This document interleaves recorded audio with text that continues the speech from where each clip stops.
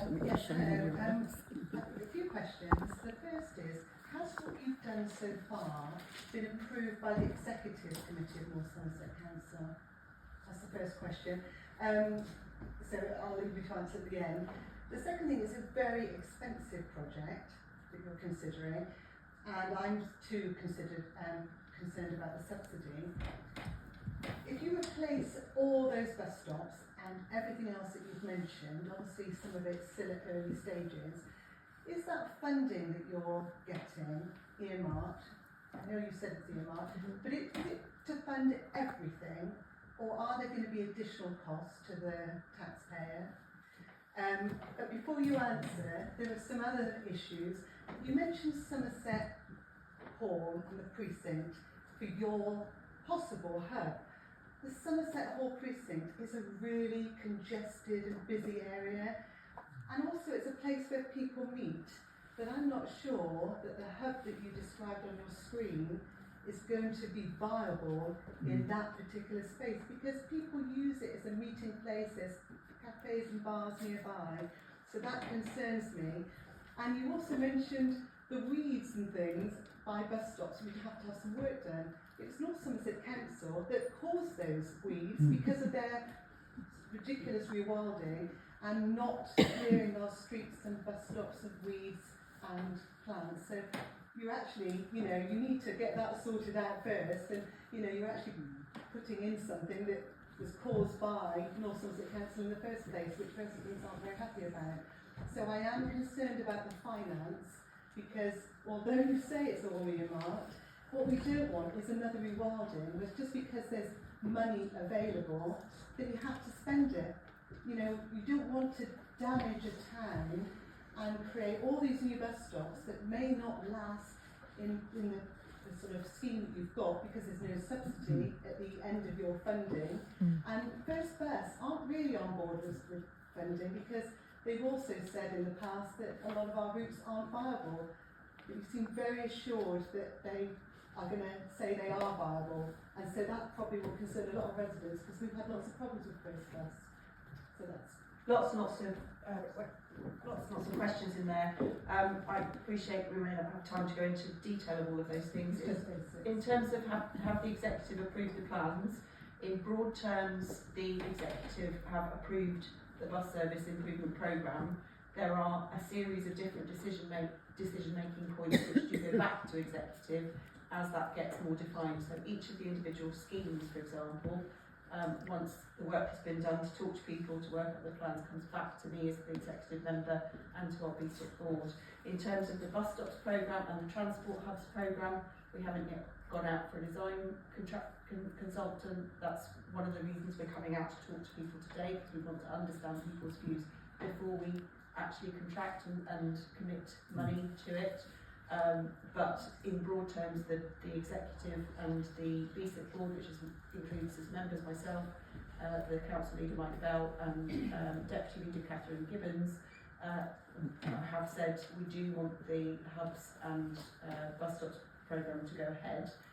We've been working jointly with the West of England Combined Authority on that, because of course people are travelling from our area into others, and so the branding process is one to have a consistent experience across the region.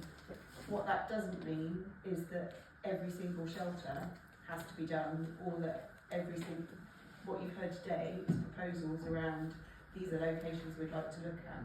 If you tell me you don't want us to spend the money in Portishead, of course I'll take that back and say, well actually maybe Portishead don't want to have these things done. We don't have to force them on you. And in terms of First Bus, I meet on a quarterly basis with Rob Pym, who is the Commercial Director of First Bus. We have, it has been a bit rocky, I would say, in the past as to what information they provided to us around the monitoring performance of the service. It's improving. I get better information about it, and we see the figures are getting to a point where they are certainly more commercially viable than they were. Will that be the case in 2 years' time? I don't have a crystal ball, but we monitor it quarter by quarter, and we will be looking and planning to see what happens as a result. And of course, we've also been developing relationships with other operators where we can.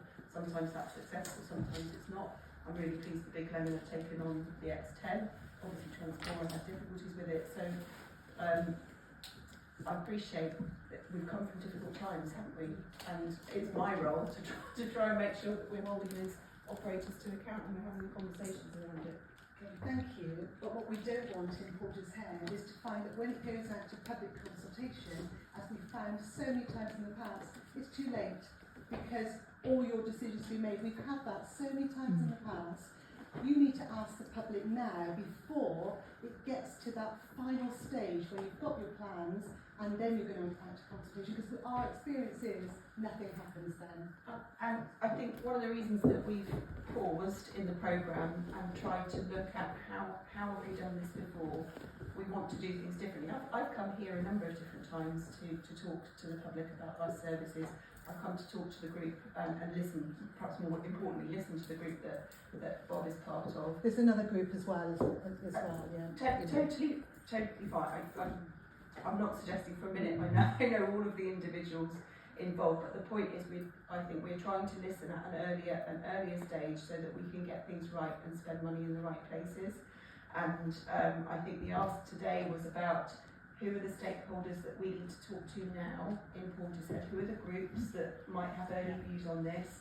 We really want to have those conversations so that when we do go out to consultation more generally with all of the public, you know, you can't do that without something to consult on, but we want to talk to people about what they'd like to have. So that's the aim of being here. I appreciate that's not always what's been done in the past, and so I understand your comments and I've heard them from elsewhere. That's the change we're trying to make as an executive of North Somerset across the board, but also particularly in terms of highways and transport. Thank you. Can I just mention something as well on when we're looking at the conceptual designs and preliminary designs, we do aim to come to Portishead so that the local residents can come in and look at plans, give your opinions. When we go to public consultation, that's open to all, so anyone in North Somerset can state what, you know, whatever their feedback is. So we do come to the local area first, so you get the opportunities to get involved in it from the start. When it goes to public consultation, hopefully pretty much everybody locally has already had some input. That's what we're aiming to do anyway. Thank you.